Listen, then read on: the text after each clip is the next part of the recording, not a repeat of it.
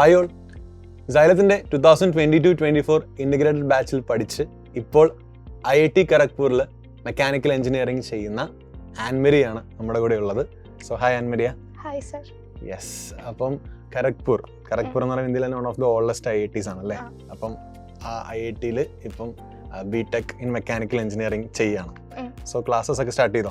Class start ചെയ്ത് ഇപ്പം ഒരു സെം കഴിഞ്ഞു. ബ്രേക്ക് ആണ്. നൈസ്. അപ്പം എങ്ങനെയുണ്ട് ആ ഒരു അന്തരീക്ഷം? അതായത് നമ്മളിപ്പോൾ ഇത്രയും നാളും കേട്ട ഒരു സ്ഥലത്ത് നിന്ന് പോയി കാണുകയാണ്, ഇപ്പോൾ ഒരു IIT ക്യാമ്പസ് പോയി കണ്ടൊരവസ്ഥ. അപ്പം എന്താണ് ഇപ്പോഴത്തെ ഒരു ഫീലിംഗ്? എന്താണ്? How are you now? Campus അടിപൊളിയാണ്. ക്യാമ്പസ് ലൈഫ് നല്ല രസമാണ്. ഭയങ്കര വാസ്റ്റ് ക്യാമ്പസ് ആണ്. എനിക്കൊന്ന് ഇന്ത്യയിലെ തന്നെ പല സ്ഥലത്തുനിന്ന് ആൾക്കാരുള്ളത് തന്നെ മൾട്ടി കൾച്ചറൽ ഹബ്ബ് തന്നെയാണല്ലേ.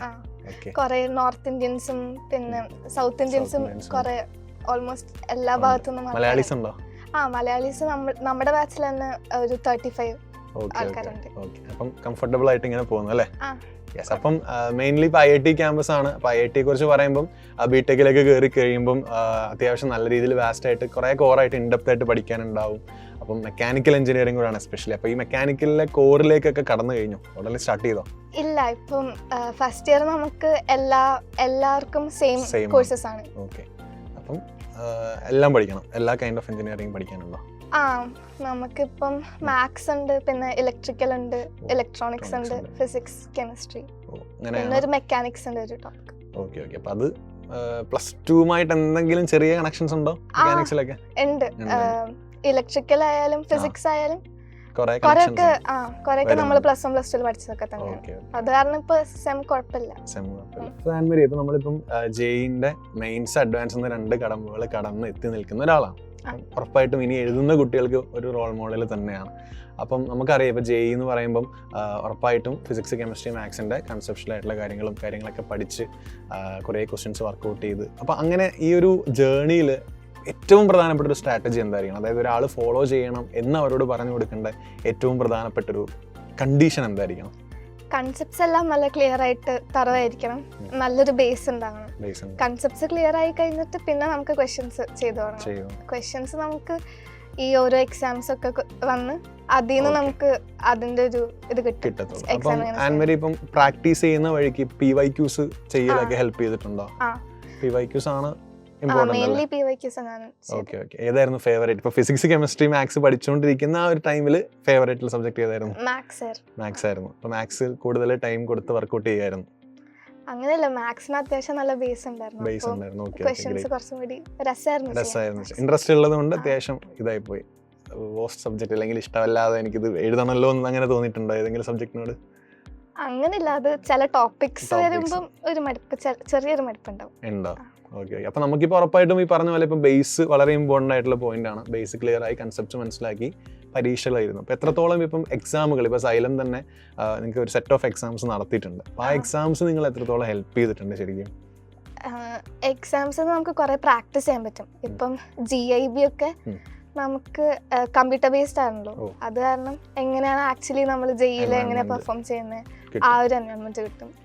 പിന്നെ അവരുടെ പെർസെന്റേജ് സിസ്റ്റം അത് വരുമ്പോൾ നമ്മളുടെ ലെവൽ എന്തോരുണ്ട് ഇപ്പം, പിന്നെ നമ്മൾ ഇമ്പ്രൂവ് ചെയ്യാൻ പറ്റും. ശരി. അപ്പൊ അങ്ങനെ ഒരു ഇത് മെയിൻസ് ക്രാക്ക് ചെയ്തു. അതിനുശേഷം അഡ്വാൻസിലേക്ക് നമ്മുടെ മെയിൻ ക്യാമ്പസിലേക്കാണ് നിങ്ങൾ വന്നത് അല്ലേ?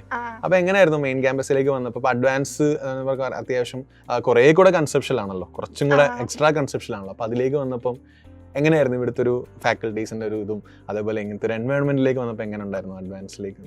ഇവിടെ എല്ലാ ഫാക്കൽറ്റീസും ഭയങ്കര ഹെൽപ്ഫുൾ ആയിരുന്നു.